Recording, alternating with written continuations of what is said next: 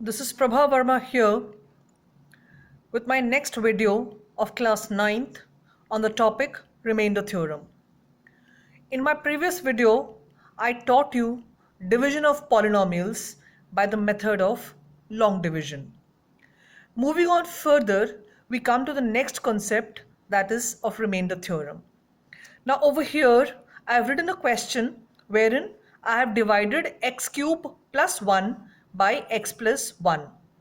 As explained earlier, when I start dividing, I first multiply it by x square because I have to equate the powers of the first term over here. So x into x square gives me x cube.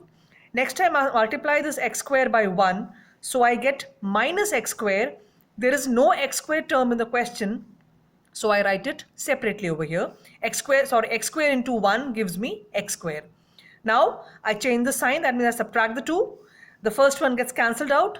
After x cube, next I solve power 2. So I bring down this minus x square over here and I bring down this 1 over here. Now I require a minus x square and I have a x. So I multiply by minus x. I get a minus x square, and this minus x into 1 gives me minus x. Again, there is no x term over here, so I write it separately. This x square gets cancelled out. After x square, next I solve x. So I bring down x over here. This x comes here and this 1 comes down. Lastly, I take 1 over here. I solve it and I get the remainder as 0. You are already aware of this method of long division of polynomials. Now the question is there any other way of finding the remainder without undergoing the process of division of polynomials? Yes, there is another method of doing so, and that is by the remainder theorem.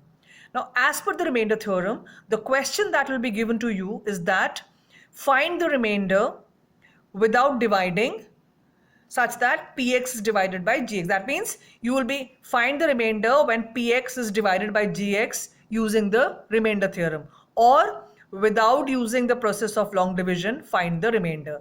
Either of the cases, you have to do what I'm going to do just now.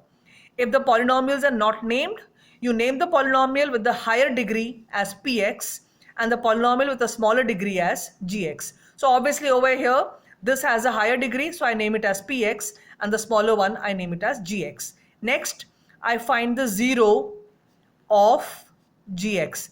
Again, I have covered finding the 0 of any polynomial in my previous video.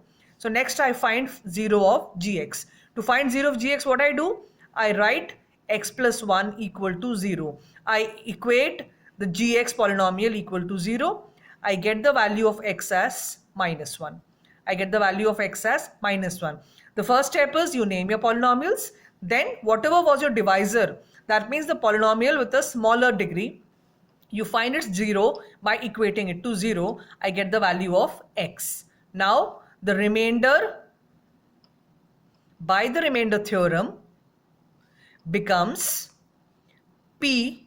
This was polynomial p. I'm going to replace this x by minus 1. Minus 1. So now wherever I have in p x, I replace it by minus 1. So I get, here is x.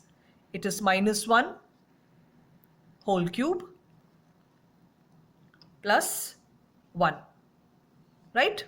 So this becomes minus 1 to the power of 3 times gives me minus 1, and this plus 1, I get the remainder as 0. This remainder is exactly the same as this remainder. I did the same question by the method of long division. I did the same thing by the method of using remainder theorem. I repeat again, if you have to find it by remainder theorem, what will you do? You will take the polynomial gx, that means the polynomial of the smaller degree. You will find it 0. So this is the first step. This has to be shown. You will write 0 of gx equal to x plus 1 equal to 0. Solve it. You get the value of x. Now taking this value of x, you find the remainder. So you will write remainder equal to p of whatever you have got the value of x. I got the value of x as minus 1. So I replace this x by minus 1 over here. In px, wherever I am having x, I replace it by minus 1, I solve it, and whatever I get the answer, it is as remainder. I'm explaining here with one more example over here. Here I've taken px as x to the power of 4 plus x cube minus 2x square plus x minus 1, and my gx is x minus 1. So again the first step is 0 of gx. So I get x minus 1 equal to 0. I get x equal to 1. So the remainder becomes, I write the remainder equal to p of 1. P of 1 over here because my x is 1. In the previous case, x was minus 1. So remainder becomes p minus 1. Now I move on to my polynomial p.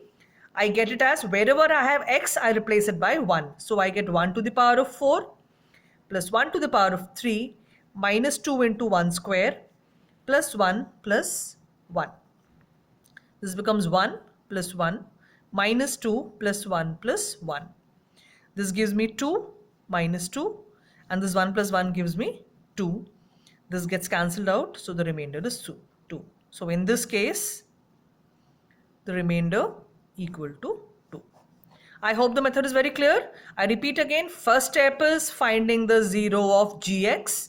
Whatever value you get of x, take it to p, replace x by that value, solve it, that will give you your remainder. And as every time your remainder can be 0, your remainder can be any number, it can be positive, it can be negative, or it can be a fraction also. I hope this is clear. This is an important question from this chapter, so do revise it and practice it thoroughly. Thank you.